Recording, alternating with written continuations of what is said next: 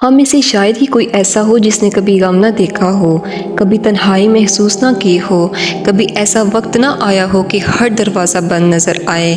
لیکن جب انسان ہر طرف سے مایوس ہو جائے تب بھی ایک اللہ کا دروازہ کھلا رہتا ہے، اور وہ ہے اللہ کی رحمت کا دروازہ۔ حضرت یونس علیہ السلام اللہ تعالیٰ کے برگزیدہ نبی تھے۔ اللہ تعالیٰ نے انہیں ایک ایسی قوم کی طرف بھیجا جو بتوں کی پوجا کرتی تھی، ظلم کرتی تھی اور اللہ کی نافرمانی میں ڈوبی ہوئی تھی۔ حضرت یونس علیہ السلام نے ایک دن نہیں، ایک مہینہ نہیں، بلکہ طویل عرصے تک اپنی قوم کو سمجھایا، کبھی محبت سے، کبھی نرمی سے، کبھی اللہ کی رحمت کی خوشخبری سنائی، کبھی عذاب سے ڈرایا۔ وہ دن رات یہی کہتے رہے، لوگوں بتوں کو چھوڑ دو، صرف اللہ کی عبادت کرو، اسی کی طرف لوٹ آؤ، وہ تمہیں معاف کر دے گا۔ لیکن افسوس، قوم نے ان کی بات سننے سے انکار کر دیا، مذاق اڑایا، تکبر کیا اور اپنی ضد پر قائم رہی۔ حضرت یونس علیہ السلام کو بہت دکھ ہوا۔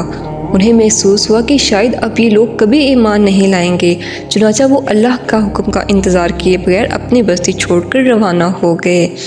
سوچئے، ایک اللہ کا نبی دل میں غم، آنکھوں میں آنسو، اپنی قوم کی ہدایت کی فکر لیے شہر سے نکل رہا ہے۔ انہیں کیا معلوم تھا کہ اللہ تعالیٰ ان کے ذریعے پوری امت کو ایک عظیم سبق سکھانا چاہتے ہیں۔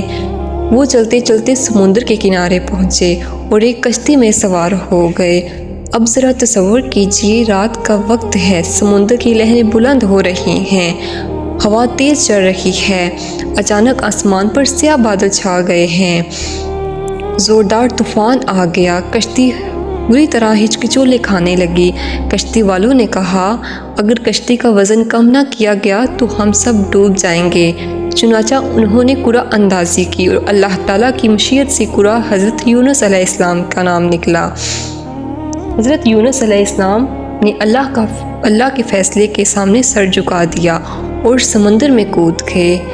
اب ایک ایسا منظر ہے جس سے سن کر دل کانپ اٹھتا ہے۔ ادھر سمندر کی گہرائیاں، ادھر رات کی تاریکی، اور اسی لمحے اللہ تعالیٰ کے حکم سے ایک بہت بڑی مچھلی آئی اور حضرت یونس علیہ السلام کو نگل لیا۔ لیکن یاد رکھیں، وہ مچھلی حضرت یونس علیہ السلام کو کھانے کے لیے نہیں تھی آئی، بلکہ اللہ کے حکم کی تعمیل کے لیے آئی تھی۔ اللہ تعالیٰ نے مچھلی کو حکم دیا، میرے نبی کے جسم کو کوئی نقصان نہیں پہنچنا چاہیے۔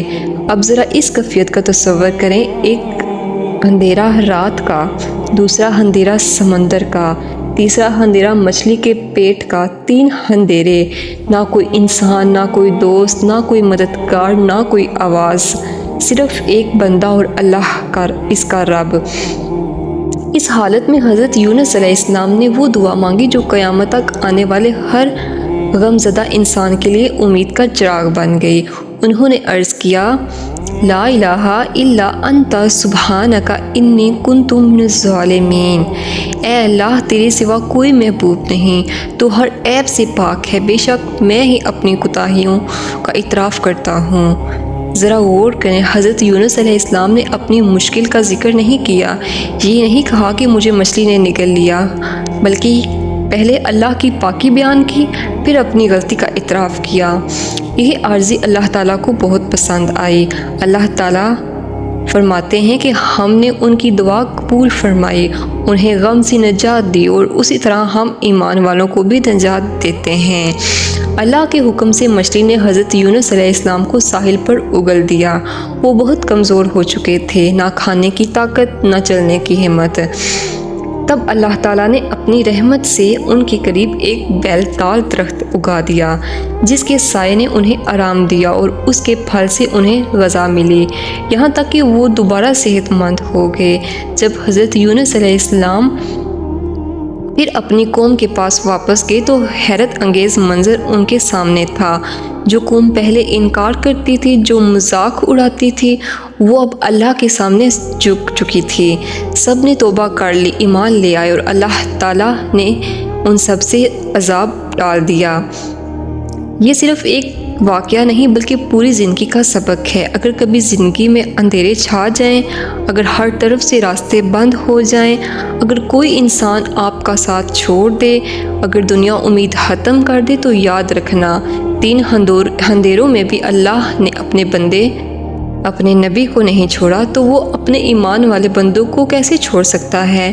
آج اگر کوئی بیمار ہے، اگر کوئی قرض میں ڈوبا ہوا ہے، اگر کسی کا دل ٹوٹا ہوا ہے، اگر کوئی اولاد کے لیے پریشان ہے، اگر کوئی گناہوں سے توبہ کرنا چاہتا ہے، تو وہ حضرت یونس علیہ السلام کی یہ دعا اپنا بنا لے، معمول بنا لے۔ لا الہ الا انت سبحانک انی کنت من الظالمین۔ یہ دعا صرف لفظ نہیں بلکہ اللہ کی رحمت کا دروازہ کھولنے والی دعا ہے۔ آخر میں اللہ تعالیٰ سے دعا ہے کہ اللہ ہمیں حضرت یونس علیہ السلام کی طرح ہر حال میں اپنے رب کی طرف رجوع کرنے والا بنائے، ہماری دعاؤں کو قبول فرمائے، ہمارے گناہوں کو معاف فرمائے، ہماری پریشانیاں دور فرمائے اور ہمیں دنیا اور آخرت کی کامیابیاں عطا فرمائے۔ آمین ثم آمین۔